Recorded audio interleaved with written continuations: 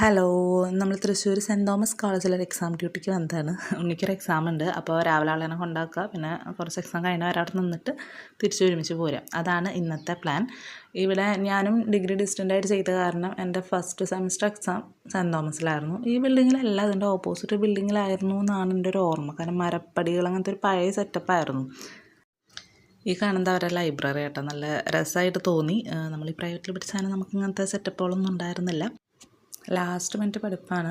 നല്ല ചൂടായ കാരണം എന്നോട് പറഞ്ഞത് സെലക്ട്സിലൊക്കെ പോയിരുന്നു എന്ന് കണ്ണം വിളിച്ച് പറഞ്ഞു. അവിടെ ബേസി ഉണ്ട്, കുറച്ച് നേരം മാത്സിലൊക്കെ നടന്ന് തുണി എന്തെങ്കിലുമൊക്കെ നോക്കിയിരുന്ന് പെട്ടെന്ന് സമയം പോകുന്ന ആളെ പറഞ്ഞേട്ടോ.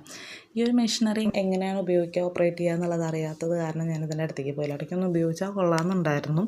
പുറത്ത് നല്ല ചൂടാണ്. നമ്മുടെ തൃശ്ശൂർ എക്സിബിഷൻ്റെ കവാടത്തിൻ്റെ പണി അവിടെ ചെറുതായിട്ട് കാണാനായിട്ട് പറ്റും.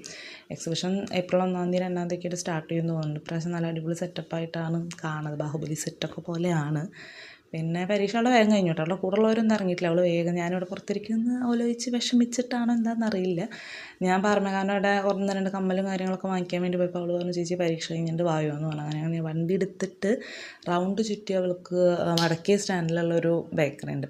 പണ്ട് ഞങ്ങൾ ഇതുപോലെ ഞാൻ പ്രൊഫിൻസിൽ ജോയിൻ ചെയ്യാൻ വന്നന്ന് ഞാനും അച്ഛനും ഇവളും കൂടിയിട്ട് കയറി ഷെയ്ക്ക് കുടിച്ച കടയാണ്.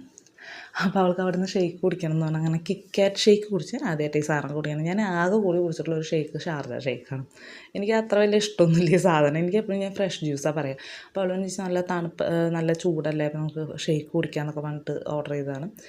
കുഴപ്പമൊന്നുമില്ല. എനിക്ക് ഈ ഷെയ്ക്കിൻ്റെ കട്ടിയായിട്ടുള്ളൊരു ഫോം ഇഷ്ടമല്ല. അതൊന്ന് ലൂസായാലാണ് എനിക്കിഷ്ടം. പിന്നെ ഞങ്ങൾ ഓരോ കഴിച്ചേ, റോള് കഴിച്ചു, ചിക്കൻ റോളും കഴിച്ചു, ചിക്കൻ പപ്സും കഴിച്ചു.